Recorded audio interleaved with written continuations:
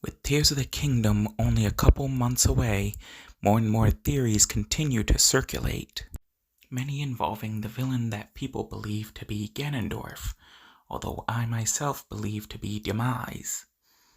Breath of the Wild changed the formula, taking out the dungeon mechanic. However, that doesn't quite mean that we're done seeing dungeons and dungeon bosses. And like with enemies such as the Redead and the Dead Hand, there are bosses that I would love to see make a return. So if you haven't already, check out the Zelda enemies that I think should return video. The first of the bosses that I would like to see make a return is Gleeok. He's shown up as a boss and a mini-boss in classic Zelda titles, but has yet to have had an appearance since then.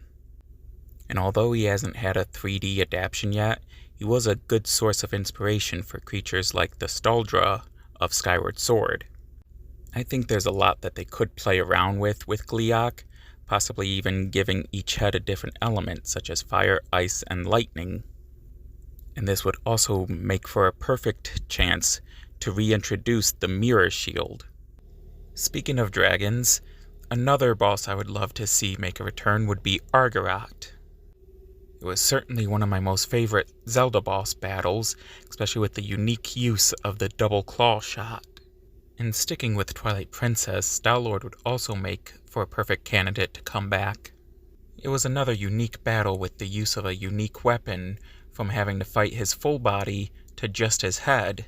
And honestly, he also needs a redemption after his Link's crossbow training appearance. And there's a lot that they could play around with this character, such as fusing him with the Malice to make him even more of a terror. Now, if you've seen my Zelda enemies video, this one might not make as much sense, but I'm also going to say Queen Goma. I had already stated that I wouldn't mind not seeing the Skulltulas again, so why would I want an even larger arachnid? And it's true, like the Skulltulas, Queen Goma's most creepiest form was in Twilight Princess. But since the days of the 2D Zelda games, Queen Goma has always been a staple of Zelda bosses. Plus, not every form was a spider.